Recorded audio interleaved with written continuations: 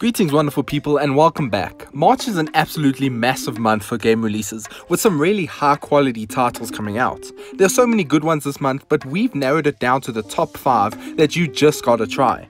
Keep in mind this is in no specific order, but with all that said, let's get into it. At number 5 we have Sea of Thieves. This game has recently received some good publicity, especially during its beta phase that recently passed.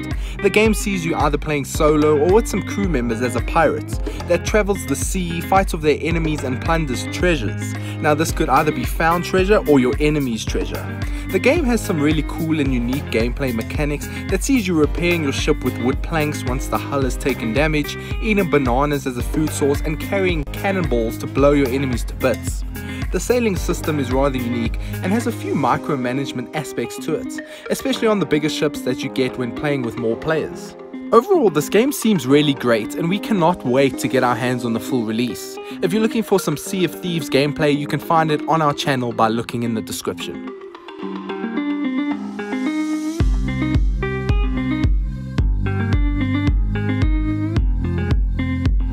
At number 4 we have Warhammer Vermintide 2. Now this game certainly has me excited. I picked up the previous Vermintide later in its life cycle. I really wish I had got it a lot earlier.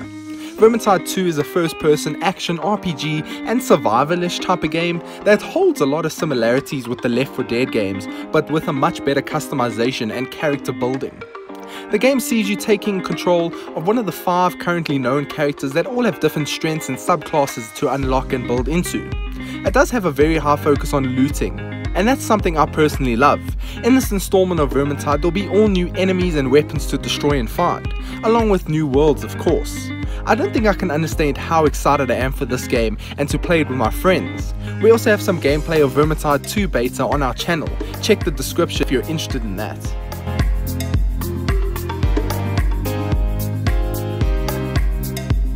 At number 3 we have A Way Out. This is an exciting action-adventure game that is played in the third person. The game has really interesting gameplay mechanics as it's specifically designed to be played co-op. The game puts you in the shoes of 2 convicted prisoners that have a plan to escape and to get on the run. The entire game sees players playing together as a team, and that's the only way it can be done. Players must cooperate with each other in order to be successful and escape. The roles you take on are entirely interchangeable, meaning if you want to distract the guard while your friend grabs the keys for your cell, you can, and vice versa. It's also worth mentioning that like the PlayStation 4 version of Far Cry 4, friends will be able to join your session and play with you without them even owning the game. This is a pretty cool feature in my opinion, and will allow you to progress in the game without your friends needing to purchase it.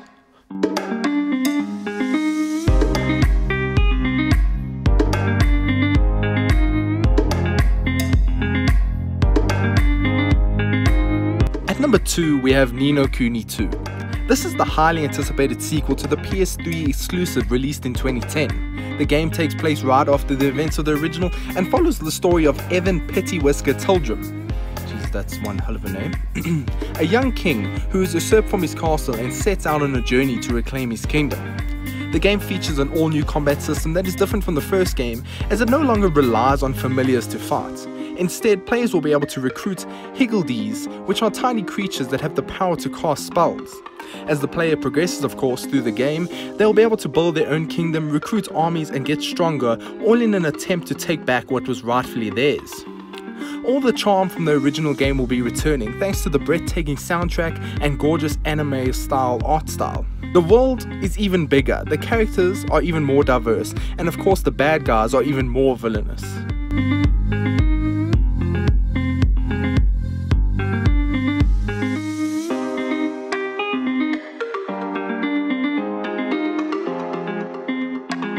At number 1 we have Far Cry 5. Everybody knows the Far Cry series, and if you don't, here's a little summary. Crazy shit happens and things blow up. It's pretty awesome, and I'm pretty sure that Far Cry 5 isn't going to be any different. Set in a fictional city in America that has been somewhat brainwashed by their religion, players are exposed to all types of fanatics and crazies. Of course, no Far Cry game will be complete without a somewhat decent storyline and some awesome guns. The game has created some controversy with its extremist characters, but I guess that's just like free publicity and stuff. The game is highly anticipated and for good reason. You will be able to play the entire campaign co-op, and if you're a solo player, the AI will take place of your long-lost friends.